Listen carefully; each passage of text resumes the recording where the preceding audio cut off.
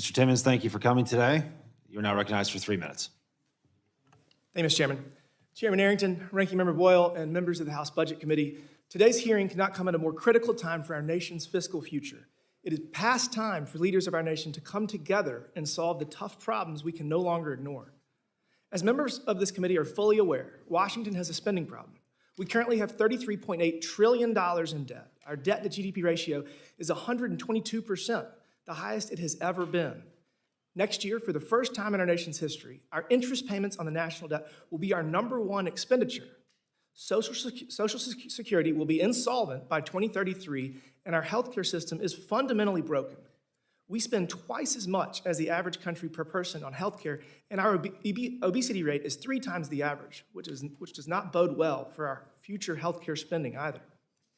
Our fiscal situation is not the fault of a single political party or administration. It is the collective shame of generations of politicians who continually kick the can down the road and choose political expediency over what is right for the future of our country.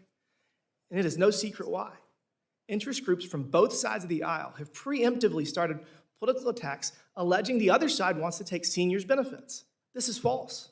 If we do nothing, in 10 years, there will be a 23% reduction in Social Security benefits across the board due to insolvency. This is clearly unacceptable.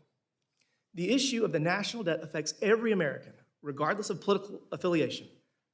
No one party, scholar, or economist can solve this problem. Either the Fiscal Commission is going to be successful or our country's doomed.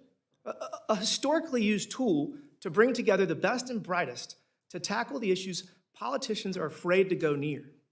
By bringing together experts, economists, and representatives from both sides of the aisle, a fiscal commission will foster bipartisan cooperation, setting aside ideological differences to focus on pragmatic, long-term solutions.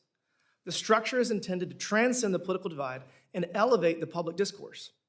The creation of this commission is not merely an option, it is a necessity.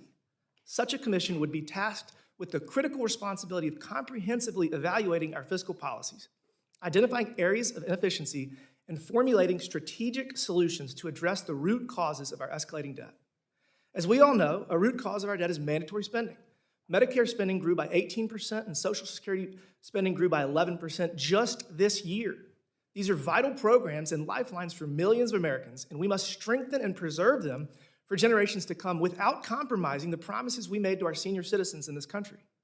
This is not about sacrificing the welfare of our citizens, but rather about ensuring that these vital programs remain viable and robust in the face of fiscal challenges. Every day we fail to move forward with this effort represents a theft from seniors, those close to retirement, and future generations of Americans.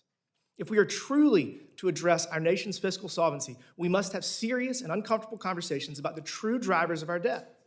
Establishing a fiscal commission will force this body to finally face these issues head-on rather than continually placing more and more of a burden on the American taxpayer.